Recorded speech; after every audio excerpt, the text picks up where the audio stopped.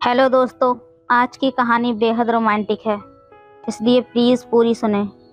मेरा नाम पंकज है और मैं 30 साल का हूँ। मैं उत्तर प्रदेश का रहने वाला हूँ और ये कहानी मेरी और मेरी सासू माँ की है, जो कि सच्ची घटना पर आधारित है। ये बात 2020 की है। एक दिन मैं और मेरी पत्नी सविता घर में अकेले थे।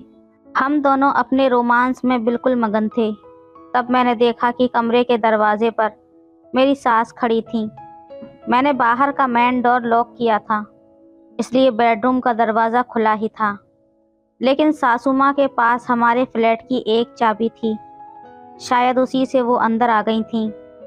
मैं सासू माँ को देखकर एकदम से रुक गया, पर वो मुझे कैरी ऑन का इशारा करके चली गईं।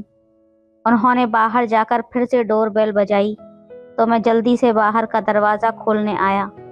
मैंने दरवाज़ा खोला तो सासू माँ दरवाजे पर थीं। उनके चेहरे पर मुस्कान थी। मैं अपनी पत्नी को आवाज़ देते हुए बोला, सविता, मम्मी जी आई हैं। तब सविता बोली, आ रही हूँ, रुको। 5 मिनट के बाद वो कपड़े पहनकर बाहर आ गई। उसके आते ही दोनों माँ बेटी गले मिली। उस वक्त दोपहर के 2 बजे थे। सविता बोली, मम्मी जी, चाय बना दूँ? सासू माँ ने हामी भर दी, ठीक है बेटा। वो किचन में गई तो देखा वहाँ दूध नहीं था। मैं बाहर दूध लेने चला गया। तब सविता बोली, मैं खुद जा रही हूँ, मुझे बाहर दुकान वाली आंटी से कुछ पुराना हिसाब किताब पूरा करना है। ये कहकर सविता बाहर चली गई। मैं और सासू माँ घर पर अकेले रह गए थे। अब मैं उनसे नजरें नहीं मिला पा रहा था। तभी वो बोली, सॉरी दामाद जी, मुझे अचानक ऐसे नहीं आना चाहिए था। मैं बोला, कोई बात नहीं मम्मी जी, आपका ही तो घर है। वो मंद मंद मुस्कुराती हुई बोली, शर्माओ मत ज्यादा, मैं सविता से कुछ नहीं कहूँगी। हम दोनों शांत बैठे रहे। तब सविता आ गई और चाय बनाकर ले आई। सविता ने सासू माँ से पूछा, मम्मी आज अचानक कैसे आना हुआ? तब सासू माँ ने बताया कि वो मेरे ससुर जी की कुछ प्रॉपर्टी और बैंक के काम से आई हैं, क्योंकि हाल ही में कुछ दिनों पहले मेरे ससुर जी का स्वर्गवास हो गया था। तो ससुर जी की जो प्रॉपर्टी वगैरह थी वो सासू माँ के नाम पर करवानी थी। ये काम कल मुझे ही सासू माँ के साथ जाकर करवाना था, इसलिए सासू माँ आई थी। उस रात हमने खाना वगैरह खाया और सोने के लिए चले गए। हमारे घर में बस 2 ही कमरे थे, जिसमें एक कमरे में सासू माँ सो गईं और एक कमरे में मैं और मेरी पत्नी सविता सो गए। आज मैं और सविता ऐसे ही चुपचाप सो गए थे। अगले रोज देश भर में लॉकडाउन लग गया था। कोई कहीं नहीं जा सकता था। हमारी अपार्टमेंट में भी कोरोना के कारण सील कर दी गई थी और सासू माँ अब यहीं पर फंस गई थी। शुरू के 4-5 दिन तो जैसे तैसे कटे, फिर घर में रहना मुश्किल होने लगा। हम टीवी देखते रहते, मोबाइल देखते रहते। मैं घर में पूरे कपड़े पहने रहता। सासू माँ साड़ी और सविता ज़रूर हल्के कपड़े पहन रहती थी। अब सासू माँ के सामने मैं अपनी पत्नी सविता के साथ कंफर्टेबल फील नहीं कर पा रहा था। मुझे बहुत अजीब सा लगता था। एक दिन सासू माँ जब बाथरूम में थीं, तब मैंने सविता को पीछे से जाकर गले लगा लिया। वो छटपटा उठी और बोली, पागल हो गई हो क्या? मम्मी हैं अभी यहाँ पर। मैं मुंह बनाकर वापस आ गया और सविता से नाराज़ हो गया। पहले मैं थोड़ी देर बालकनी में बैठा रहा, फिर अंदर अपने कमरे में आ गया। थोड़ी देर बाद मैं ऊपर छत पर गया, फिर भी मेरा मन नहीं लग रहा था। सविता समझ गई थी कि मैं नाराज़ हूँ, पर वो भी क्या कर सकती थी। अगले दिन सुबह 10 बजे मैं नहाकर आया तो मुझे अपना एक लोवर नहीं मिल रहा था। तब मैंने सविता को खूब आवाज़ें लगाईं, लेकिन वो नहीं आई। तब मैं तौलिया लपेट कर बाहर आया और सासू माँ के सामने ही सविता को गोद में उठाकर अपने बेडरूम में ले गया। सविता चिल्लाती रह गई, ये क्या बदतमीजी है, ये क्या कर रहे हो? पागल हो गए हो क्या? मम्मी देख रही है। लेकिन मैंने उसकी एक ना सुनी। बेडरूम में ले जाकर मैंने उससे कहा, तुम बहरी हो गई हो क्या? तुम्हें सुनाई नहीं देता? मैं कब से आवाज़ें दे रहा हूँ, मेरा लोवर नहीं मिल रहा है। फिर उसने मुझे सॉरी बोला और अलमारी से मेरा लोवर निकाल कर मुझे दिया। कुछ देर बाद हम दोनों साथ में बाहर निकले तो उस समय सासू माँ कुछ बेचैन सी टीवी देख रही थीं। मैं भी उनके सामने बैठ गया और टीवी देखने लगा। तब मेरी नज़र सासू माँ पर पड़ी तो वो मेरी ही तरफ देखकर मंद मंद मुस्कुरा रही थीं। मुझे ये देखकर बहुत अजीब लगा। पता नहीं कैसे अचानक मैंने सासू माँ से पूछा, क्यों मम्मी जी, क्या ख्याल है मेरे बारे में? इतने में सविता मेरे पीछे आकर बोली, ये क्या बदतमीजी है पंकज, मेरी मम्मी से ये कैसी बातें कर रहे हो तुम? तभी मैंने बात को पलटते हुए कहा, अरे मम्मी जी, मेरा मतलब था कि देखो मुझ में कितनी ताकत है, आपकी बेटी को उठा सकता हूँ मैं। फिर मैंने कहा, सॉरी मम्मी जी, वो मैं खुद पर काबू नहीं रख पाया। वो मुस्कुरा कर बोली, कोई बात नहीं, मैं कोई पुराने ज़माने वाली सासू माँ नहीं हूँ। मैं प्राइवेट कॉन्वेंट स्कूल की टीचर रह चुकी हूँ, फ्रांस और लंदन में घूम चुकी हूँ। मैं जानती हूँ कि घर में ऐसे बोरिंग तरीके से नहीं रहा जाता, और अभी तो ये लॉकडाउन कम से कम 2 महीने रहेगा। मैंने आज गौर से सासू माँ को देखा। सामान्य से लंबा कद, गोरा रंग, सुंदर चेहरा, हमेशा मुस्कुराती रहती थीं और स्टाइलिश साड़ी पहनती थीं। मेरी सासू माँ दिल्ली के टॉप कॉन्वेंट स्कूल में इंग्लिश टीचर थीं। तब मैंने पूछा, मम्मी जी, आप फ्रांस कब गई थीं? तब उन्होंने कहा, हनीमून पर तुम्हारे ससुर जी ले गए थे, लेकिन शादी के पहले फैशन कंपटीशन में पार्टिसिपेट किया था, तब भी गई थी। मैं बोला, तभी आप इतनी स्टाइलिश हो। सासू माँ बोली, मैं पहले ही दिन से कहना चाह रही थी कि तुम लोग खुलकर रहो, मेरा लिहाज मत करो। 2 महीने से ज़्यादा समय तक हम फ्लैट से नहीं निकल पाएंगे, तो हमें खुलकर रहना ही पड़ेगा। एक पल रुककर उन्होंने मुझे देखा और कहा, मनोरंजन के नाम पर टीवी, मोबाइल, लूडो और करने के नाम पर खाना पीना ही तो बचा है। अगर तुम दोनों की इजाज़त हो तो मैं भी साड़ी पहनना छोड़कर कुछ और पहन लूँ क्या? मैं घर पर कभी साड़ी नहीं पहनती, सविता को तो पता ही है। सविता बोली, हाँ मम्मी, क्यों नहीं। मैं भी बोला, हाँ, मुझे क्या दिक्कत हो सकती है। वो अंदर गईं, फिर जब थोड़ी देर बाद वापस बाहर आईं तो मेरी तो आंखें फटी की फटी रह गईं, क्योंकि सासू माँ एक मिनी स्कर्ट पहनकर आई थीं, जो कि सिर्फ घुटनों तक ही था। ये देखकर मैं तो गहरी सोच में पड़ गया कि सासू माँ इस उम्र में भी ये सब पहनती हैं। मेरे अचानक से गले में कुछ फंस गया था, मैं कुछ बोल नहीं पा रहा था। वे आकर हम दोनों के सामने खड़ी हुईं और बोलीं, अब रिलैक्स लग रहा है। मैं साड़ी पहने पहने परेशान थी। तभी सविता बोली, मम्मी घर पर इसी ड्रेस में रहती हैं, किसी के आने पर कभी कभी साड़ी पहन लेती हैं। बस सासू माँ मुस्कुराई हुई बोली, क्या हुआ, शॉक्ड हो गए दामाद जी? मैं कुछ नहीं बोला। अब हमारी ज़िंदगी में हर रोज़ ऐसे ही चल रहा था।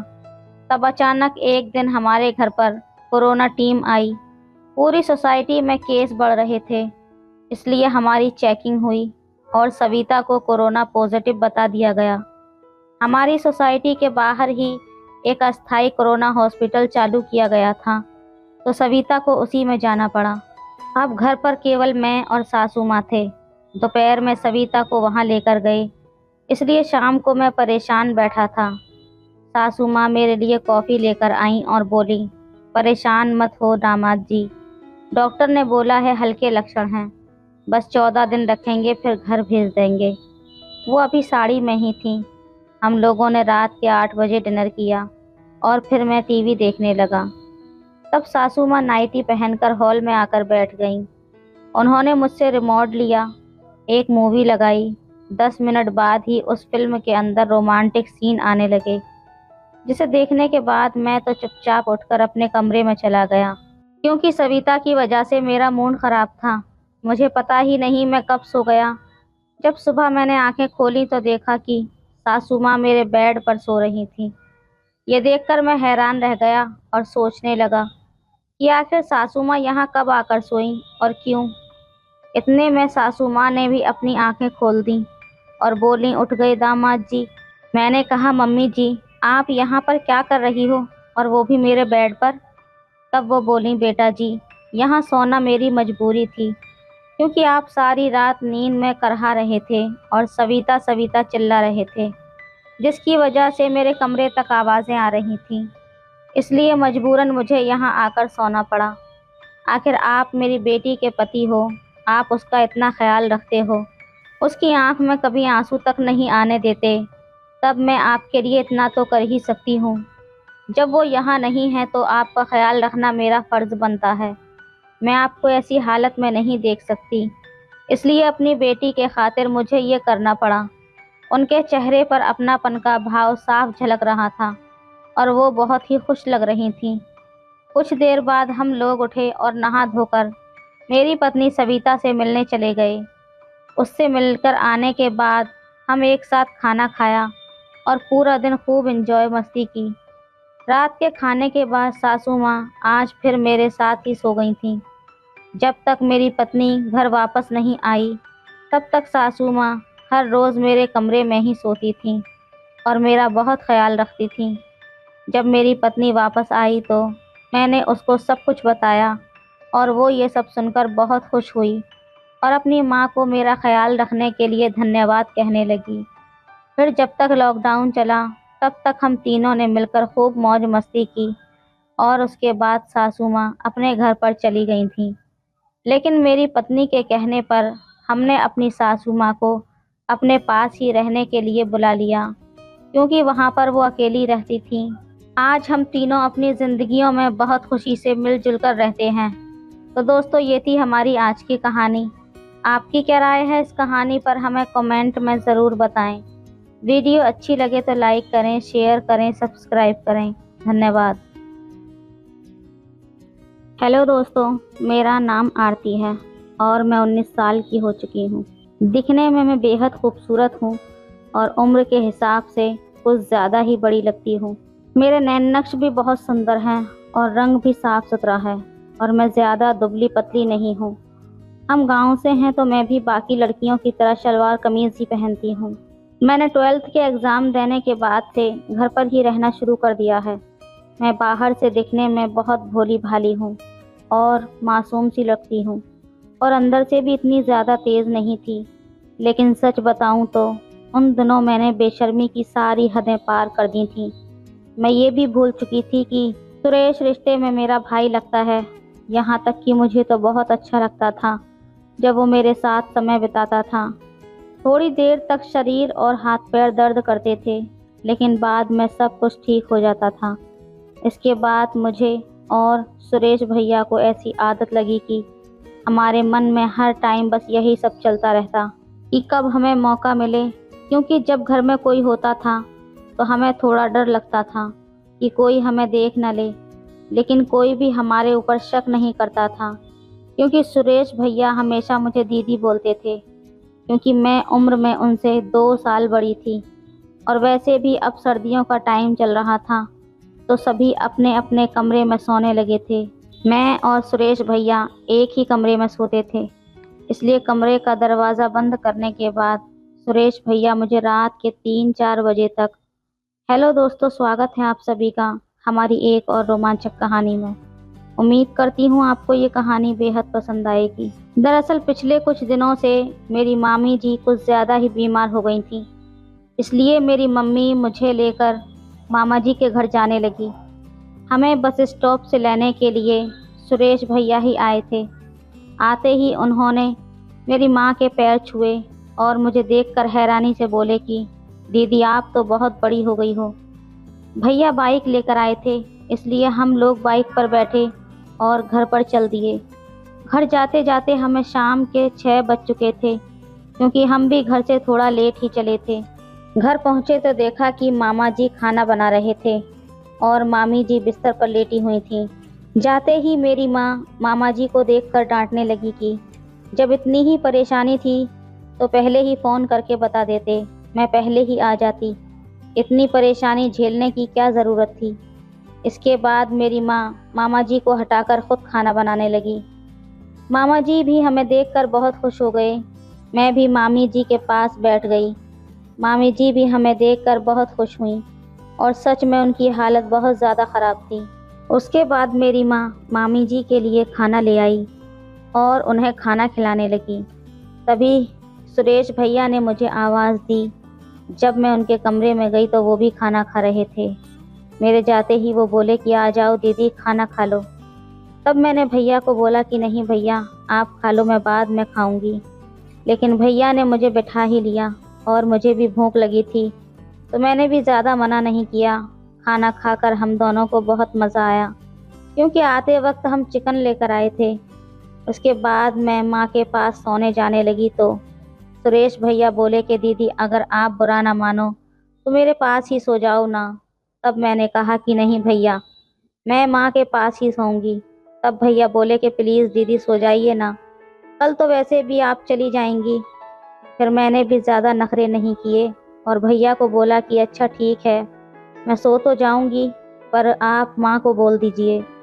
मेरी हाँ सुनते ही भैया बहुत खुश हुए और माँ को बोल दिए कि आज दीदी मेरे पास सो रही है। जब तक भैया माँ को बोलकर आए, तब तक मैंने शलवार कमीज़ बदलकर भैया का ही लोअर टी शर्ट पहन लिया, क्योंकि शलवार कमीज़ कुछ ज़्यादा ही फिटिंग के थे। और मुझे लोअर टी शर्ट में देखकर भैया हंसने लगे और बोले कि दीदी, आप तो इनमें कमाल लग रही हैं। इसके बाद मैं रज़ाई ओढ़कर बेड पर बैठ गई और भैया चारपाई पर अपना बिस्तर लगाने लगे। तब मैंने भैया को बोला कि भैया आप बेड पर ही सो जाइए ना, बहुत सारी जगह पड़ी है। इसके बाद भैया भी रज़ाई में आकर बैठ गए। सुरेश भैया भी थोड़े से हंसमुख और शरारती थे, इसलिए वो मुझे बहुत हंसा रहे थे। हमें आपस में बातें करते करते रात के 12 बज गए थे और मुझे कब नींद आ गई पता ही नहीं चला। सुबह जब मैं उठी तो मैंने देखा कि भैया मेरी जुल्फ़ों के साथ खेल रहे थे। उठते ही उन्होंने मुझे गुड मॉर्निंग बोला और कहा, दीदी नींद कैसी आई आपको? तब मैंने बोला कि बहुत अच्छी आई भैया। इसके बाद हम रज़ाई में ही बैठे थे कि माँ हमारे लिए चाय लेकर आ गई। सुबह सुबह ठंड थोड़ी ज़्यादा ही थी तो हम रज़ाई में बैठकर ही चाय पीने लगे। सुरेश भैया ने भी 12वीं क्लास पास कर ली थी, इसलिए वो भी अब घर पर ही रहते थे। मैं चाय पी रही थी, तब सुरेश भैया मेरी तरफ ही देख रहे थे। जब मैंने उनसे पूछा कि ऐसा क्या देख रहे हो, तब वो बोले कि दीदी आपकी आंखें बहुत ही बड़ी हैं, सच कहूँ तो बहुत बहुत सुंदर लगती हैं। फिर मैंने मजाक में उनसे पूछा कि सुबह मैं उठी तो तुम क्या कर रहे थे? तब भैया ने बहाना बना लिया कि कुछ नहीं दीदी, वो बस आपके बालों को सुलझा रहा था। सुरेश भैया भी दिखने में बेहद खूबसूरत थे और उनके अभी दाढ़ी मूछें भी ठीक से नहीं आई थीं। उनका चेहरा बिल्कुल साफ था और हाइट मेरे से थोड़ी सी कम थी। इसी कारण जब भैया ऐसी हरकतें करते तो मुझे थोड़ा सा शक होता कि कहीं उनके दिमाग में कुछ उल्टा सीधा ना चलता हो। इसके बाद मैं माँ को काम में हाथ बटाने लगी और मामा जी काम पर जाने के लिए तैयार होने लगे। इसके बाद माँ ने मामा जी को खाना पैक करके दिया और मामा जी काम पर चले गए। मेरी सुबह सुबह नहाने की आदत है, इसलिए मैं हमेशा की तरह नहाने जा रही थी। लेकिन मुझे क्या पता था सुरेश भैया भी सुबह सुबह नहाते हैं। बाथरूम का दरवाज़ा खोलते ही मैं तो शर्म से लाल हो गई और जल्दी से रूम में भाग कर आ गई। सुरेश भैया के मुंह पर साबुन लगी थी और वो नहाने में इतने व्यस्त थे, इसलिए वो मुझे नहीं देख पाए। लेकिन मेरे मन में बार बार वही दृश्य आ रहा था और मैं रूम में बैठी अकेली ही हंस रही थी। तब भैया भी नहाकर वहां आ गए और मुझे अकेले हंसता देखकर बोले कि क्या हुआ दीदी, आज तो बहुत खुश लग रही हो। भैया को देखकर मैं थोड़ी चुप हो गई और बोली कि कुछ नहीं भैया, वो आपके बारे में ही सोच रही थी। तब भैया फ़ोन चलाते चलाते वहीं पर बैठ गए और बोले कि ऐसा क्या सोच रही हो मेरे बारे में जो इतनी हंसी आ रही है? तब मैं बोली कि नहीं भैया, रहने दीजिए, कोई ख़ास बात नहीं है। लेकिन भैया ने फ़ोन रखा और ज़िद ही पकड़ ली कि नहीं दीदी बताओ, आप मेरे बारे में क्या सोच रही थीं, वरना मैं कुछ उल्टा सीधा समझ लूँगा। तभी मैं बोली कि प्लीज़ भैया समझने की कोशिश कीजिए, मैं आपको नहीं बता सकती। इसके बाद मैं जल्दी से उठी और नहाने के लिए चली गई। नहाने के बाद मैं नीचे हाफ पैंट और ऊपर शॉर्ट टॉप पहन लिया था। जब तक मैं नहाकर वापस आई तब तक भैया वहीं पर बैठे रहे। नहाने के साथ साथ मैंने बाल भी धोए थे, इसलिए मैं उन्हें सुखा रही थी। मैं जानबूझकर पानी के छींटे भैया पर फेंक रही थी। तब भैया एकदम से खड़े हुए और मेरे बालों को पकड़कर मुझे बेड पर बैठा दिया। तब भैया की ऐसी हरकत पर मुझे बहुत गुस्सा आ गया और मैंने उन्हें ज़ोर से थप्पड़ मार दिया। उसके बाद सुरेश भैया मुझे बिना कुछ कहे वहाँ से चले गए। इसके बाद मुझे भी अपने किए पर बहुत पछतावा हो रहा था कि शायद मुझे ऐसा नहीं करना चाहिए था, लेकिन मैं भी जानती थी कि सुरेश भैया क्या करने वाले थे। फिर मैंने सोचा कोई बात नहीं, भैया को तो मैं बाद में भी मना लूँगी। मैंने जल्दी से अपने बाल बनाए और अपनी माँ के पास चली गई। मेरी माँ को तो बस मामी जी की ही फिक्र रहती थी। उन्होंने उन्हें दवाइयाँ देकर नहला दिया था और खाना भी तैयार कर दिया था। तब माँ बोली कि जल्दी से सुरेश को भी बुला लो, वो भी गर्मा गर्म खाना खा लेगा, वरना बाद में ठंडा हो जाएगा। मुझे भी पता था कि सुरेश भैया मुझसे नाराज़ हो गए हैं। जब मैं उन्हें बुलाने गई तो वो छत पर बैठे थे और अपना फ़ोन चला रहे थे। तब मैंने पीछे से उन्हें आवाज़ दी कि भैया खाना खा लो, नीचे माँ बुला रही है, लेकिन वो कुछ नहीं बोले। फिर मैं उनके पास चली गई। तब उनसे माफ़ी मांगने लगी कि सॉरी भैया, वो मुझसे गुस्से में हो गया था, प्लीज़ मुझे माफ़ कर दो ना। लेकिन भैया फिर भी कुछ नहीं बोले और मुझे नज़रअंदाज करते रहे। फिर मैं उनके पास ही जाकर बैठ गई और उनका हाथ पकड़कर बोली कि भैया, गलती तो आपकी भी है, आपने मेरे बाल बहुत ज़ोर से खींचे तो मुझे गुस्सा आ गया था। अब इसमें इतना भी क्या नाराज़ होना, प्लीज़ मान जाइए ना। तब भैया ने गुस्से से अपना हाथ हटाया और वहाँ से खड़े हो गए। तब मेरी आंखों में थोड़े आंसू आ गए और मैंने रोने जैसी आवाज़ में कहा कि भैया प्लीज़ अब बस भी करो ना, मान जाओ ना। अगर थप्पड़ की ही बात है तो एक की जगह मुझे 2 मार लीजिए, पर ऐसे चुप मत रहो। मेरी आंखों में आंसू देखकर भैया बोले कि अच्छा चल ठीक है, अब रो तो मत, बिल्कुल भी अच्छी नहीं लगती तुम रोते हुए, लेकिन आपको हाथ नहीं उठाना चाहिए था। चलो अब खाना खा लेते हैं। तब मैंने दोबारा भैया को सिसकते हुए कहा कि पहले आप बोलिए कि आपने मुझे माफ़ कर दिया। तब भैया बोले कि अब बस करो दीदी, बहुत माफ़ी मांग ली, इतनी बड़ी बात भी नहीं थी, चलो जल्दी से खाना खा लेते हैं। जब तक हम नीचे पहुँचे तब तक माँ और मामी जी खाना खा चुकी थीं। तब माँ रसोई में काम निपटा रही थी। नीचे जाते ही मैंने और भैया ने एक साथ ही खाना खाया। खाना खाकर मैं थोड़ी देर मामी जी के पास बैठकर बातें करने लगी और उनकी तबीयत के बारे में पूछने लगी। तब तक माँ काम समेट कर आ चुकी थी और आते ही वो बोली कि मैं और तुम्हारी मामी पड़ोस वाली आंटी के पास मिलकर आते हैं, साथ में थोड़ी घुमाई फिराई भी हो जाएगी, तब तक तुम घर पर ही रहना। और मैंने सुरेश को बोल दिया है कि वो कहीं बाहर ना जाए, हम थोड़ी देर में ही वापस आ जाएंगे। इसके बाद माँ मामी को घुमाने के लिए बाहर ले गई। मैं मामी जी का कमरा साफ करने लगी। तब सुरेश भैया भी वहाँ पर आ गए और मेरे साथ मस्ती करने लगे। तब मैंने सुरेश भैया को बोला कि भैया प्लीज़ एक चीज़ तो ला दो। तो सुरेश भैया बोले कि बताओ तो सही दीदी, आपको क्या चाहिए। तब मैंने उनको चॉकलेट लाने के लिए बोल दिया, क्योंकि चॉकलेट खाना मुझे बहुत पसंद है। तब भैया बोले कि बस सिर्फ चॉकलेट, आप कमरा साफ करो, तब तक मैं लेकर आता हूँ। तब मैंने भैया को आवाज़ देकर जल्दी से कहा, भैया गोलगप्पे भी लाना। तब भैया ने जवाब दिया, वो तो तुम्हारे पास भी हैं। उनकी बात सुनकर मैं तो शर्म से लाल हो गई और भैया मुस्कुराते हुए बाजार चले गए। मैं दोबारा से साफ सफाई में लग गई। जब मैंने अलमारी खोली तो उसमें मामी जी के मेकअप का सामान पड़ा हुआ था और मुझे भी सजने संवरने का बहुत शौक था, तो मैंने टाइम पास करने के लिए तैयार होने लगी। मैंने थोड़ा थोड़ा मेकअप किया और मामी जी के झुमके और ज्वेलरी पहन ली। इसके बाद सामने ही ऊपर की तरफ मामी जी की साड़ी टंगी हुई थी। तब मैंने उनमें से एक ब्लैक कलर की साड़ी निकाली और उसे पहन ली। तब तक सुरेश भैया मेरे लिए गोलगप्पे और चॉकलेट लेकर आ चुके थे। तब तक मैं भी साड़ी पहनकर और श्रृंगार करके एकदम नई नवेली दुल्हन की तरह तैयार हो गई थी। जब भैया अंदर कमरे में आए तो मुझे साड़ी में देखकर एकदम दंग रह गए और उनके मुंह से सिर्फ इतना ही निकला कि वाह दीदी, आप तो कमाल की लग रही हो। आखिर क्या इरादा है, आज बिजली कहाँ पर गिराने वाली हो। मैंने भी मुस्कुराते हुए कहा, ये बिजली तो आज तुम पर ही गिरने वाली है। और इतना कहते ही मैंने उनके हाथ से चॉकलेट ली और बेड पर बैठकर खाने लगी। फिर सुरेश भैया भी वहीं पर बैठ गए और उनकी तो मेरे ऊपर से नज़र ही नहीं हट रही थी। तब मैंने भैया से कहा कि भैया अब इतना भी मत घूरो कि मुझे अनकंफर्टेबल फील हो रहा है। तो भैया बोले कि क्या करूं दीदी, आपसे तो नज़र हटाने को मन ही नहीं कर रहा।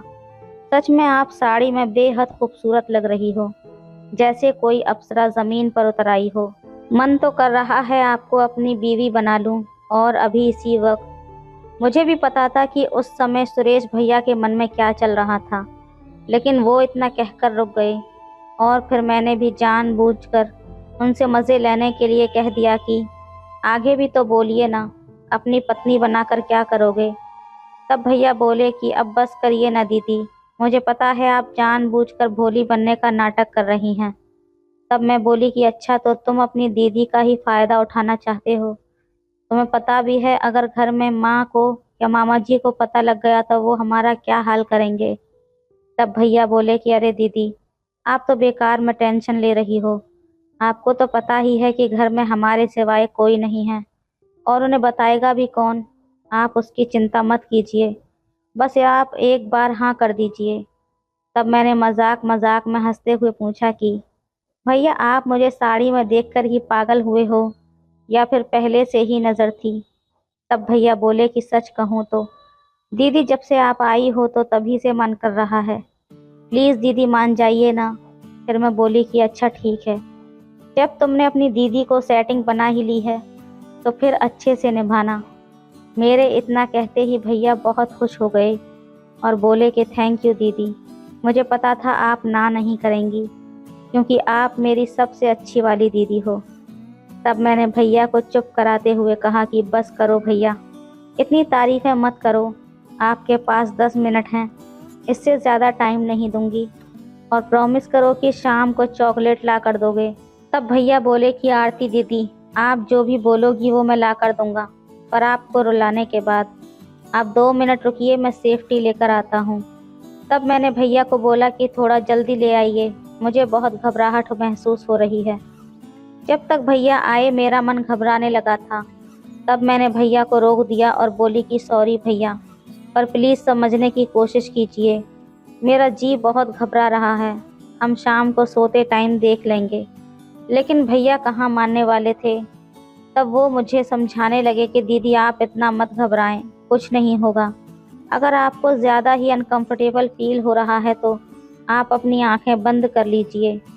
फिर मैंने अपनी आंखें बंद कर लीं, और सुरेश भैया जैसे ही बेड पर आए तभी घर का दरवाज़ा बज गया, और थोड़ी ही देर में माँ की आवाज़ सुनाई दी। आवाज़ सुनते ही मैं जल्दी से बेड से खड़ी हो गई, क्योंकि मैंने साड़ी पहनकर बहुत ज़्यादा मेकअप किया हुआ था, और ऊपर से हम मामी जी के कमरे में थे। भैया का तो मूड ही ऑफ हो गया था। उस समय सुरेश भैया को देखकर मुझे मन ही मन बहुत हंसी आ रही थी। फिर मैंने जल्दी से भैया को कमरे से बाहर निकाला और कपड़े चेंज किए। फिर मैं दोबारा कमरे में सफाई करने लगी। माँ ने भी मामी जी को बरामदे में बैठाया और सीधा ही रसोई में चाय बनाने चली गईं। इतने में मैंने भी घर की झाड़ू लगा दी थी, और फिर हम चाय पीने बैठ गए। चाय पीने के बाद माँ काम करने लगी और मामी जी वहीं बरामदे में ही लेट गईं। मैं भी टाइम पास करने के लिए माँ का काम में हाथ बटाने लगी। फिर कुछ देर बाद मुझे सुरेश भैया दिखाई नहीं दिए। जब मैंने उन्हें ढूंढा तो वो बाथरूम से निकलकर हाथ धो रहे थे। मैं समझ गई थी कि सुरेश भैया हल्के होकर आए हैं। सुरेश भैया का चेहरा अभी भी लटका हुआ था, और उन्हें देखकर तो मेरी हंसी निकल गई, और हंसते हंसते मैंने कहा कि क्या हुआ भैया, आपसे तो बिल्कुल भी कंट्रोल नहीं होता। तब सुरेश भैया बोले कि मेरी जगह आप होती तो आपसे भी नहीं होता। आप लड़की हो ना, इसलिए इतनी बातें बना रही हो। तभी हंसते हुए मैंने भैया से कहा कि कोई बात नहीं भैया, बस थोड़ा इंतज़ार और कीजिए, फिर रात में डिस्टर्ब करने वाला कोई नहीं होगा।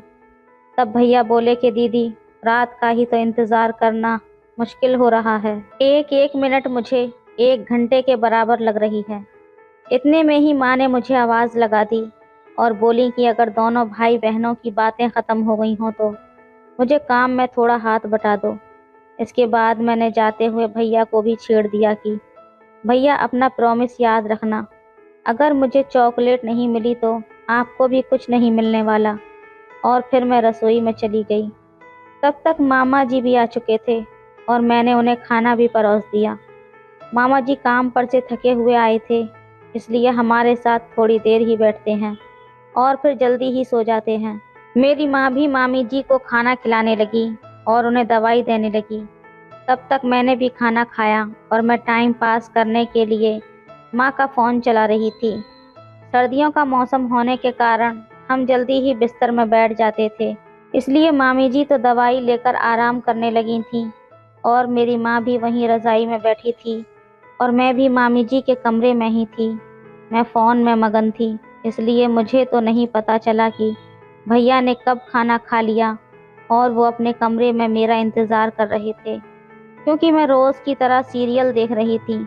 जब बहुत देर हो गई और मैं नहीं गई तो तब सुरेश भैया ही मुझे बुलाने आ गए। कमरे में आते ही भैया ने कहा कि दीदी आ जाओ, मैं कब से आपका वेट कर रहा हूँ।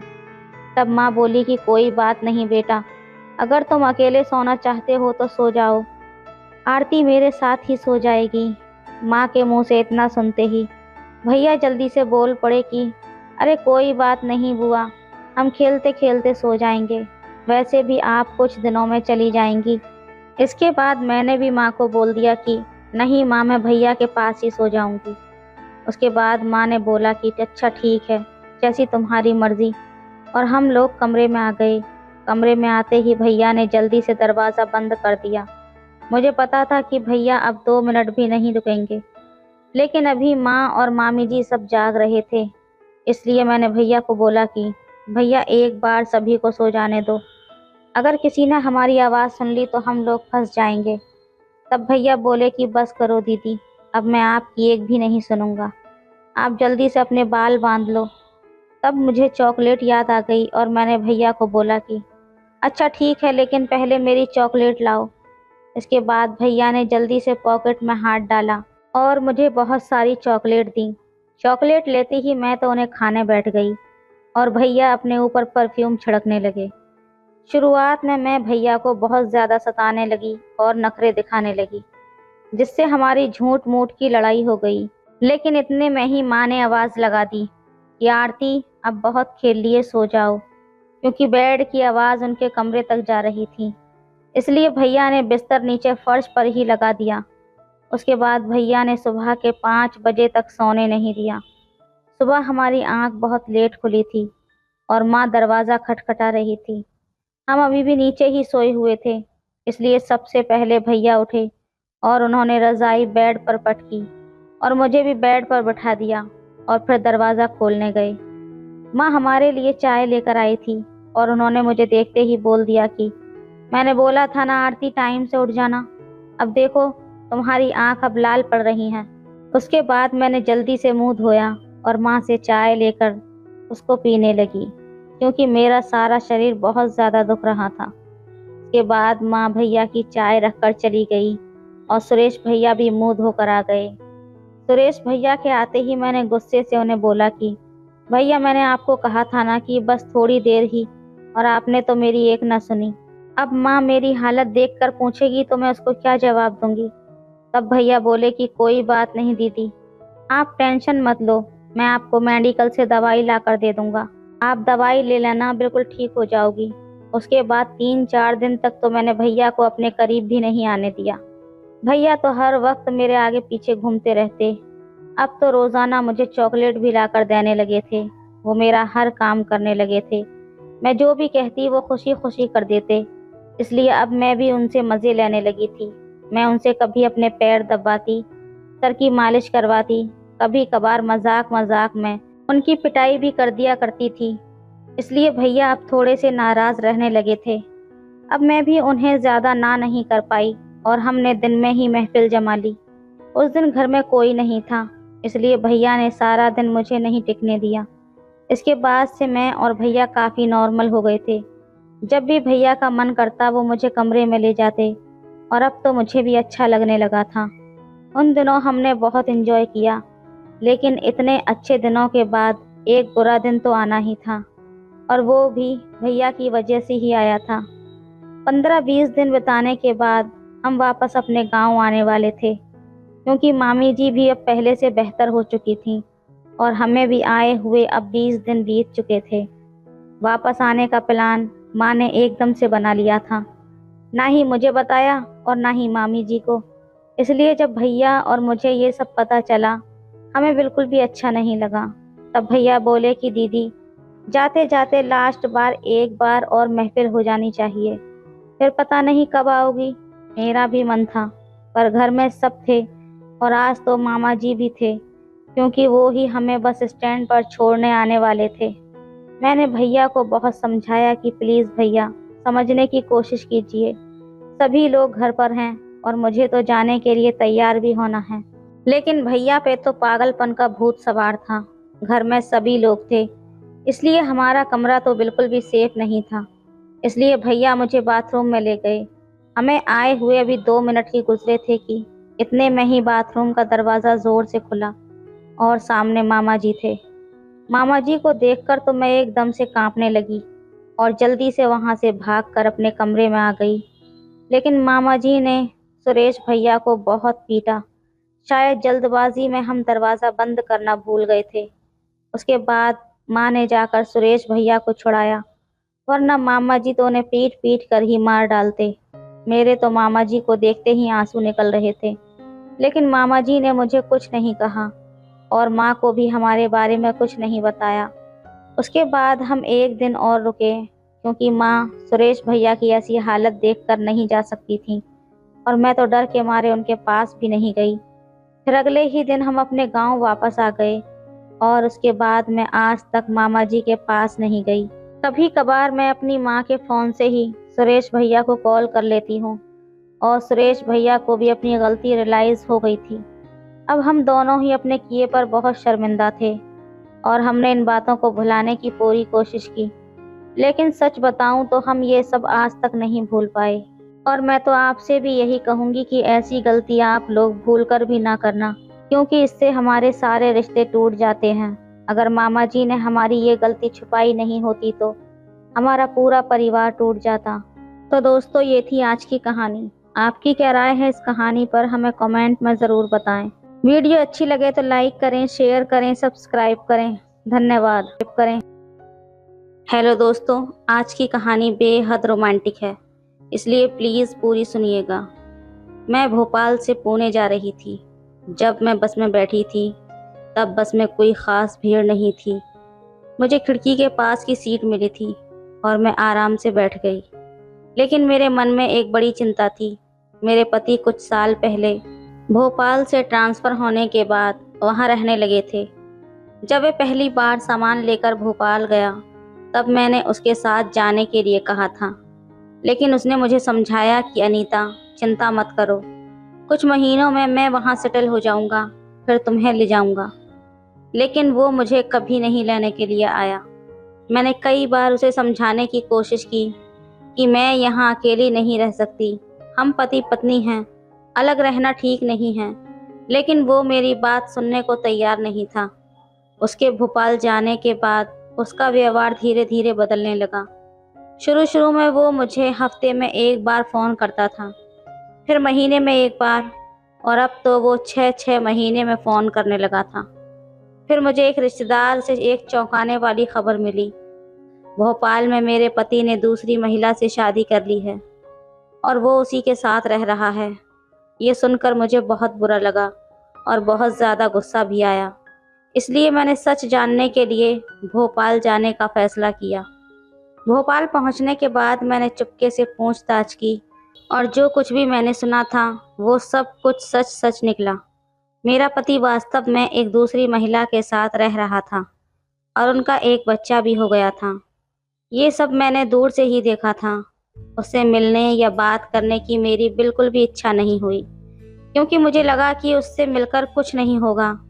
मैं बहुत निराश हो गई थी। पिछले कुछ सालों में मैंने उसके ऊपर कितना भरोसा किया था और उसकी यादों में अपना जीवन बिताया था। एक दिन वो मुझे अपने साथ ले जाएगा, इसी उम्मीद में मैंने कितने साल बिताए।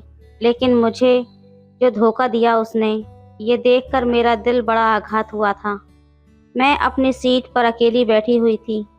मेरी सीट 2 लोगों के लिए थी, लेकिन बस में काफ़ी जगह होने के कारण कुछ समय के लिए मेरी सीट खाली रही। अगले एक स्टेशन पर बस रुकी और कुछ लोग चढ़ गए। उनमें से एक पुरुष मेरे पास आकर बैठ गया। बस में बैठे बैठे काफ़ी समय बीत चुका था और मुझे थकान महसूस होने लगी थी। दोपहर के 3 बज चुके होंगे और मुझे प्यास भी लग रही थी। इसलिए मैंने अपने बैग से पानी की बोतल निकाली, लेकिन बोतल में पानी तो ख़त्म हो चुका था। मैं बोतल को वापस रख रही थी, तभी मेरे पास बैठे उस आदमी ने देखा कि मुझे पानी चाहिए, लेकिन मेरी बोतल का पानी ख़त्म हो गया था। वो बोला, मैडम आपको पानी चाहिए? मैंने कुछ नहीं कहा, लेकिन उसने अपने बैग से एक पानी की बोतल निकाल कर मेरे हाथ में थमा दी। मैंने थोड़े घूंट पानी पिया और वो बोतल उसे वापस कर दी। मैंने उसे धन्यवाद किया। अब शाम के करीब 5 बजे होंगे। बस तेज़ी से आगे बढ़ रही थी। मैंने उससे पूछा, आप कहाँ जा रहे हैं? उसने बताया, मैं भी पुणे जा रहा हूँ। अच्छा, मैं भी पुणे ही जा रही हूँ। ये सुनकर उसे थोड़ा आश्चर्य हुआ और उसके चेहरे पर हल्की मुस्कान भी आ गई। उसने बताया कि वो भोपाल में काम करता है और इंजीनियर है। सर्दियों के दिन थे और जैसे जैसे शाम बढ़ रही थी, वातावरण में काफ़ी ठंड बढ़ रही थी। मैंने अपनी खिड़की की कांच बंद कर दी, लेकिन कुछ यात्रियों ने खिड़कियां खुली रखी थीं, जिसकी वजह से ठंडी हवा बस के अंदर आ रही थी। मुझे बहुत ज़्यादा ठंड लगने लगी। मैंने स्वेटर तो पहन रखा था, लेकिन जल्दी जल्दी में शॉल लाना भूल गई थी, जिसका मुझे बहुत अफसोस था। अब रात के 10 बज चुके थे और ठंड बहुत ज़्यादा बढ़ गई थी। बस के अंदर की लाइट भी बंद हो गई। मैं ठंड से कांप रही थी। मेरे पास बैठे आदमी ने अपनी बैग से एक शॉल निकाल कर पहनी थी। मुझे देखकर उसे समझ आ गया होगा कि मुझे ठंड लग रही है, लेकिन उसने कुछ नहीं कहा। मैं खुद पर ही नाराज़ हो रही थी कि इतने लंबे सफ़र पर जा रही हूँ और शॉल लेना ही भूल गई। रात लगभग 11 बजे बस एक ढाबे पर रुकी। मैंने तय किया कि गर्मा गर्म चाय पीकर थोड़ी गर्मी प्राप्त करूँगी। चाय लेते वक्त वो आदमी भी नीचे उतरा। उसने मेरी ओर देखा और मैंने उसके पास जाकर थोड़ा मुस्कुराते हुए कहा, आप भी चाय लीजिए। उसने कहा, ठीक है। तो मैंने उसके लिए भी चाय मंगवाई। हम दोनों ने साथ में चाय पी और थोड़ी बातचीत भी हो गई। चाय पीने के बाद फिर से बस में बैठ गए। गाड़ी चलने लगी, लेकिन अब रात के 12 बज चुके थे और ठंड और भी ज़्यादा बढ़ गई थी।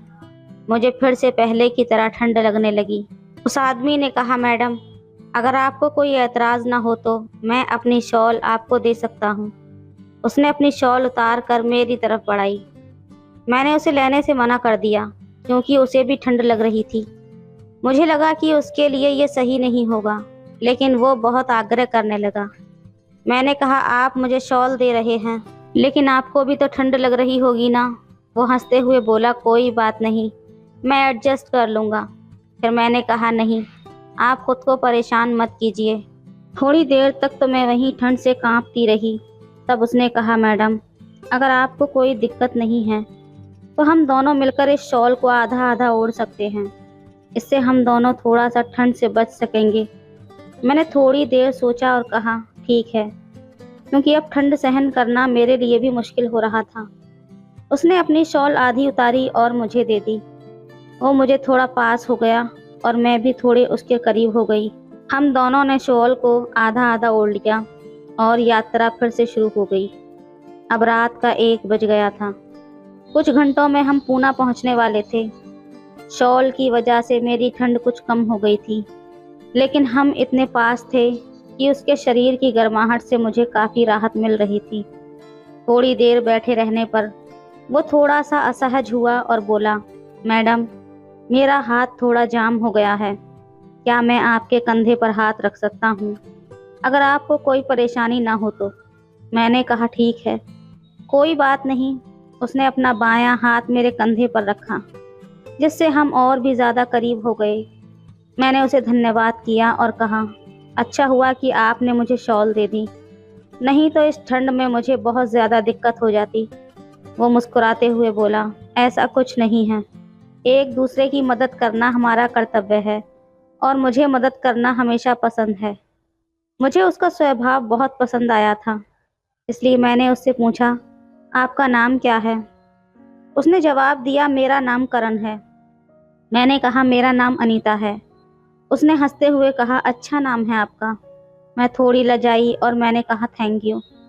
हम इतने करीब बैठे थे कि आसपास के लोगों को लगता था जैसे हम लोग पति पत्नी हैं। करण बोला, मुझे बस में यात्रा करने की आदत नहीं है। मैं हमेशा ट्रेन से ही जाता हूँ, लेकिन आज पहली बार बस से यात्रा कर रहा हूँ। मुझे बस में सफ़र करना बहुत बोरिंग लगता है। मैंने हंसते हुए कहा, ऐसा है क्या? मुझे तो बस से यात्रा करना बहुत पसंद है। फिर उसने अपनी जेब से मोबाइल निकाल कर देखा और बोला, अब 2:30 बज चुका है। कुछ ही देर में गाड़ी पुणे पहुंचने वाली है। उसके चेहरे पर थोड़ी थकान दिखाई दे रही थी, लेकिन फिर भी वो शांत और खुश था। उसने मोबाइल में गाना लगाकर ब्लूटूथ से सुनना शुरू कर दिया। कुछ देर गाना सुनने के बाद वो मेरी तरफ मुड़कर बोला, अनीता जी, मुझे गाड़ी की हल्की सी आवाज़ सुनते ही नींद आने लगती है। उसके कंधे पर सर रखकर मुझे एक तरह की सुरक्षा और शांति महसूस हो रही थी। कुछ समय बाद गाड़ी पुणे पहुंच गई थी। उसने मुझे हल्के से आवाज़ देकर जगाया, लेकिन मेरी नींद इतनी गहरी थी कि मैं जाग नहीं पाई। फिर उसने धीरे से मेरी पीठ पर थपथपाकर मुझे उठाया। मैं तेजी से उठ गई। उसके चेहरे पर एक मीठी मुस्कान थी। वो बोला, सॉरी, लेकिन पुणे आ गया है। आप गहरी नींद में थीं, इसलिए जगाया, नहीं तो आपका स्टॉप छूट जाता। मैंने उसे देखते हुए हंसते हुए कहा, थैंक यू। अच्छा हुआ आपने मुझे जगा दिया, नहीं तो सच में मुझे परेशानी हो जाती। उसने मुझसे पूछा, आपको कहाँ उतरना है? मैंने कहा, मुझे वो बस स्टॉप पर उतरना है। ये सुनकर वो थोड़ा चौंक कर बोला, सच में? मैंने हंसते हुए उत्तर दिया, हाँ सच में, मुझे भी वहाँ ही उतरना है। अब मुझे भी थोड़ा अजीब सा लग रहा था कि हमारा सफ़र कितना समान था। करीब रात के 4 बजे बस स्टॉप पर रुकी। हम दोनों नीचे उतर गए। चारों ओर गहरा सन्नाटा था और सड़क पर कुछ ही गाड़ियां दिखाई दे रही थीं। मैंने तय किया कि यहाँ मैं रिक्शा लेकर घर चली जाऊंगी, लेकिन उस समय रिक्शा मिलना बहुत मुश्किल था। करण अब भी मेरे पास खड़ा था। मैंने पूछा, आपको कहाँ जाना है? कौन सी कॉलोनी है आपकी? उसने जवाब दिया, नहीं नहीं, मेरा घर यहाँ पास में ही है। मैं बस रिक्शा मिलने तक आपके साथ रुक गया हूँ। उसकी इस बात ने मुझे उसका बहुत सम्मान बढ़ा दिया था। मैंने उसे मुस्कुराते हुए कहा, थैंक यू। अब लगभग 4:30 बज रहे थे और ना तो रिक्शा मिल रहा था और ना ही कोई वाहन। फिर उसने कहा, अनीता जी, अगर आपको कोई परेशानी नहीं है तो क्या आप मेरे घर चलेंगी? मेरा घर यहाँ पास में ही है और बहुत रात हो चुकी है। यहाँ ज़्यादा देर ठहरना मुझे सुरक्षित नहीं लग रहा। मैंने थोड़ी देर सोचा। वो सभ्य लग रहा था और उसका व्यवहार भी बहुत अच्छा था। मैंने उस पर भरोसा करते हुए कहा, ठीक है, चलिए। हम दोनों अपनी अपनी बैग लेकर चलने लगे। रास्ते की खामोशी में हम दोनों ने ज़्यादा बात नहीं की, लेकिन उसके साथ चलने में मुझे एक तरह का सुकून मिल रहा था। कुछ देर चलने के बाद हम एक सादे से घर के सामने पहुंचे। उसने अपनी जेब से चाबी निकाल कर दरवाज़ा खोला। हम अंदर गए। उसका घर बड़ा नहीं था, लेकिन 2 कमरों का छोटा सा लेकिन साफ सुथरा घर था। उसने कहा, अनीता जी, मेरे घर में आपका स्वागत है। मैंने थोड़ा शर्मीली आवाज़ में कहा, आपका बहुत बहुत शुक्रिया। उसने बताया, मैं यहाँ बहुत कम समय रहता हूँ। मेरा काम भोपाल में ज़्यादा होता है, इसलिए कुछ दिन भोपाल में और कुछ दिन पुणे रहता हूँ। मैंने कहा, आपका घर बहुत अच्छा है करण जी। उसने कहा, धन्यवाद अनीता जी। आप बेड पर सो जाइए, मैं सोफे पर सो जाऊंगा। मैंने तुरंत कहा, नहीं नहीं, आप बेड पर सोएं, मैं सोफे पर सो जाऊंगी। तभी वो बोला, ऐसा नहीं होगा, आप मेरे घर की मेहमान हैं। मैंने हार मानकर कहा, अगर तुम्हें बेड पर सोने नहीं दूंगी तो मुझे अच्छा नहीं लगेगा। करण ने मुझे अपनी बात मानने पर मजबूर कर दिया और हम दोनों अपनी अपनी जगह सो गए। सफ़र की थकान की वजह से मुझे जल्दी ही नींद आ गई। उस रात की बातें और उसके सभ्य स्वभाव ने मेरे मन पर एक अलग ही सकारात्मक असर डाला था। जब मेरी आंख खुली तो मैंने चारों ओर देखा। सामने दीवार पर एक घड़ी लटकी हुई थी और सुबह के 9 बज रहे थे। मैंने देखा कि करण उठ चुका था और घर में कुछ सफाई कर रहा था। घर में थोड़ी बहुत गंदगी थी और वो उसे साफ कर रहे थे।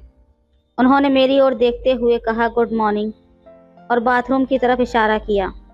मैं बाथरूम में गई, वहाँ कोलगेट रखा था तो मैंने उसे लिया और ब्रश किया। जब मैं ताज़ा होकर बाहर आई तो मैंने अनजाने में करण जी की तरफ देखा और कुछ क्षण के लिए उस नज़ारे में खो गई। उन्होंने शर्ट उतार रखी थी और वो सिर्फ बनियान में थे। उनका शरीर बहुत आकर्षक था, शायद वो जिम करते थे। मैं उनकी मोहक काया देखकर कुछ क्षण के लिए उनके लिए देखती रह गई। उन्होंने मेरी नज़र पकड़ ली और मुस्कुराते हुए पूछा, अनीता, तुम चाय पियोगी या कॉफ़ी? मैंने कहा, मैं चाय लूँगी। उन्होंने तुरंत एक मस्त चाय बनाई और सच में वो चाय बहुत अच्छी बनी थी। मैंने कहा, चाय बहुत ही अच्छी है। फिर मैंने कहा, अब मुझे जाना होगा। कल रात आप मुझे अपने घर रहने की जगह देने के लिए बहुत बहुत धन्यवाद। करण ने हंसते हुए बोला, ऐसा कुछ नहीं है, मुझे खुशी हुई कि तुम यहाँ रुकी। मैंने उन्हें फिर से धन्यवाद किया। जब मैं जाने की तैयारी कर रही थी तो मैंने कहा, अगर किस्मत में है तो हम फिर ज़रूर मिलेंगे। उन्होंने हंसकर कहा, हाँ बिल्कुल। मैं पूछने लगी, क्या मुझे आपका नंबर मिल सकता है? उन्होंने कहा, बिल्कुल लो। उन्होंने अपना नंबर दिया और मैंने तुरंत उनके फ़ोन पर एक मिस कॉल छोड़ी। घर से बाहर निकलकर जब मैं अपने घर पहुंची तो मेरे मन में बार बार करण की यादें आ रही थीं। उनके व्यवहार में जो सम्मान था, उनकी साधारण बातचीत की आदत और जो मदद उन्होंने की, उसने मेरे मन पर गहरा प्रभाव डाला था। मैंने कभी अपने पति को छोड़कर किसी दूसरे पुरुष के लिए ऐसी भावनाएं अनुभव नहीं की थी, लेकिन करण के स्वभाव में मुझे एक अलग ही आकर्षण महसूस हो रहा था। मैंने 2 दिन बाद करण को फ़ोन किया। मैंने पूछा, कहाँ पर हो? मैं आज घर पर ही हूँ, आराम कर रहा हूँ। क्या हुआ? मैंने कहा, कुछ नहीं, बस आपकी याद आई तो फ़ोन कर लिया। करण ने हंसकर कहा, ठीक है, चलो मिलते हैं आज कहीं पर। मैंने उन्हें अपने घर के पास के गार्डन में मिलने का बताया। मैं तय समय से थोड़ी देर पहले गार्डन पहुंच गई। थोड़ी देर बाद करण भी आ गया। उन्हें देखकर मेरा दिल बड़ी ज़ोर से धड़का था, क्योंकि उन्होंने जीन्स और टी शर्ट पहन रखी थी और वो बहुत हैंडसम लग रहे थे। उन्होंने मुस्कुराते हुए पूछा, कैसी हो? ये एक नए स्टाइल है, मैंने हंसकर कहा। आप बहुत ही हैंडसम लग रहे हो। फिर हम गार्डन में कुछ समय बातें करते रहे। उन्होंने पूछा, अनीता जी, क्या आप अकेली ही रहती हैं? मैंने कहा, हाँ, मैं अकेली ही रहती हूँ। मेरे पति भोपाल में रहते हैं, लेकिन उन्होंने मुझे बहुत बड़ा धोखा दिया है। मैंने उन्हें अपने जीवन की सारी सच्चाई बताई। उन्होंने मेरी कहानी को चुपचाप सुना और उनके चेहरे पर भी दुख और संवेदना साफ झलक रही थी। बात करते करते जब 3 बजे, मैंने करण जी से कहा, आज आप खाना कहाँ खाने वाले हैं? उन्होंने जवाब दिया, अरे, मैंने अभी तक कुछ तय नहीं किया। मैंने कहा, तो आज मेरे घर चलिए। वो मुस्कुराते हुए बोले, ठीक है, शाम को आऊँगा। इस पर हमने एक दूसरे को अलविदा कहा। शाम को 6:30 बजे मैंने उन्हें फ़ोन किया, करण जी, आप आ रहे हैं ना? उन्होंने कहा, हाँ ज़रूर आ रहा हूँ मैं। ठीक 7 बजे करण जी मेरे घर आए। मैंने उनका स्वागत किया और बताया कि मैंने पहले से खाना बना लिया है। फिर हम दोनों ने एक साथ खाना खाया। उस दिन मैंने एक रेड कलर की साड़ी पहनी थी जो थोड़ी पारदर्शी थी और उसके साथ स्लीवलेस ब्लाउज पहना था। खाना खाने के बाद हम सोफे पर बैठकर बातें करने लगे। अचानक करण जी बोले, आप इस साड़ी में बेहद सुंदर लग रही हैं। उनकी इस तारीफ पर मैं हंस पड़ी और बोली, अच्छा, सच में? फिर बातचीत के दौरान मैंने अपना फ़ोन निकाला और उनसे कहा, करण जी, मुझे मोबाइल के कुछ काम नहीं पता। मेरे फ़ोन में एक ऐप आ गया है, लेकिन वो डिलीट नहीं हो रहा है। उन्होंने कहा, लाओ मुझे दो, मैं ठीक कर देता हूँ। वो मेरे पास आकर बैठे और मेरे फ़ोन को कुछ सेकंड में ठीक कर दिया। मैं इस पर बहुत हैरान थी। हम एक दूसरे के बहुत करीब बैठे थे। करण जी ने कहा, अनीता, उस दिन जब तुम मेरे साथ यात्रा कर रही थी, मुझे बहुत अच्छा लगा। मैंने कहा, हाँ, वो रात मेरे लिए भी यादगार थी। हमारी नज़रें मिलीं और उन्होंने धीरे से अपना हाथ मेरे हाथ पर रख दिया। वो मेरे आंखों में देखने लगे और मेरे चेहरे के बहुत करीब आ गए। करण ने हल्के से अपना चेहरा आगे बढ़ाया और हम दोनों उस पल में खो गए थे। जितना मैं उन्हें जानती थी, उनके स्वभाव का गंभीरता और अपनापन मुझे भाने लगा था। इसलिए उनके इतने करीब आने में मुझे कोई संकोच नहीं हुआ। थोड़ी देर बाद जब हम अलग हुए तो मैंने उनकी आंखों में एक अजीब तरह की संकोच और चिंता देखी। उन्होंने कहा, माफ़ करना अनीता जी, मैं भावनाओं में बह गया था, इसलिए ऐसा हुआ। उनकी आवाज़ में सच्चाई थी और उनके चेहरे पर थोड़ी चिंता साफ झलक रही थी। मैंने हल्के से मुस्कुराते हुए कहा, कोई बात नहीं करण जी, सच बताऊं जो कुछ हुआ वो मुझे भी अच्छा लगा। उन्होंने कहा, सच में? रात के लगभग 10 बज चुके थे और हम एक दूसरे के बहुत करीब हो गए थे। उस रात जैसे मेरे कमरे में एक बड़ा तूफान आ गया था और हम दोनों उस तूफान में बह गए थे। हम रात भर 5 बजे तक जागते रहे, लेकिन उसके बाद कब मुझे नींद आई पता ही नहीं चला।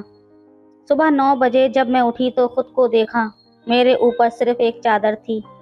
रात की सारी बातें याद आने लगीं और मुझे शर्म आ गई। करण जी मेरी बगल में सो रहे थे। मैं जल्दी से वॉशरूम चली गई। कुछ समय बाद मैं बाहर आई और करण जी को उठाने लगी। मेरी आवाज़ से वो तुरंत जाग गए। फिर मैंने हमारे लिए चाय बनाई। बिना कुछ बोले हम एक दूसरे को देखते हुए चाय पीने लगे। चाय पीते वक्त करण जी ने हल्का सा मुस्कुराते हुए कहा, थैंक यू। मैंने थोड़ा चौंकते हुए पूछा, किस बात के लिए थैंक यू? उन्होंने मुस्कुराकर कहा, रात के उस खूबसूरत पल के लिए। उनके इस वाक्य पर मैं और भी ज़्यादा शर्माई और मेरे हाथ में रखी कप थोड़ी हिलने लगी। कुछ समय बाद करण जी निकलने की तैयारी करने लगे। जाने से पहले उन्होंने मेरी ओर देखकर पूछा, तुम ठीक तो हो ना अनीता? मैंने हाँ में सिर हिलाया। लेकिन जब वो चले गए तो मेरे मन में कई विचार आने लगे। मैंने तय किया कि मैंने अपने पति की धोखाधड़ी के कारण उनसे संबंध तोड़ने का निर्णय लिया था। करण के प्रेम ने मेरे मन में उनके लिए एक खास जगह बना दी थी। मुझे यकीन था कि वो मुझे कभी धोखा नहीं देंगे। 2 दिन बाद करण का फ़ोन आया। उनकी आवाज़ में खुशी थी। उन्होंने कहा, अनीता आज शाम तुम मेरे घर आओगी क्या? मुझे कल छुट्टी है, हम आराम से बातचीत करेंगे, खाना खाएंगे और अगर चाहो तो रात को भी रुक सकती हो। उनकी इस बात ने मुझे थोड़ी देर के लिए सोचने पर मजबूर कर दिया था। इस प्रस्ताव ने मेरे मन में हल्का सा गुदगुदी पैदा कर दी थी, लेकिन मैंने तय किया कि आज एक मौका है उस चीज़ को कहने का जो मेरे मन में है। मुझे उनसे पूछना था कि क्या वो मेरे साथ ज़िंदगी बिताने के लिए तैयार हैं। शाम को हमारी मुलाकात होने वाली थी और उस पल में करण जी से शादी के बारे में बात करने वाली थी। ये मेरे लिए बहुत महत्वपूर्ण पल था, क्योंकि उनके उत्तर पर मेरे जीवन का अगला सफ़र निर्भर होने वाला था। फिर भी मैंने तय किया कि मैं उस प्रश्न को सहजता से पूछूंगी, ताकि उन्हें दबाव महसूस ना हो और उनका सच्चा विचार मुझे जानने को मिले। तो दोस्तों, क्या मैं करण के घर गई और उसके बाद क्या हुआ, ये मैं आपको अगले भाग में बताऊंगी। यहाँ तक आपको कहानी कैसी लगी हमें कमेंट में ज़रूर बताएं। वीडियो अच्छी लगे तो लाइक करें, शेयर करें, सब्सक्राइब करें। धन्यवाद।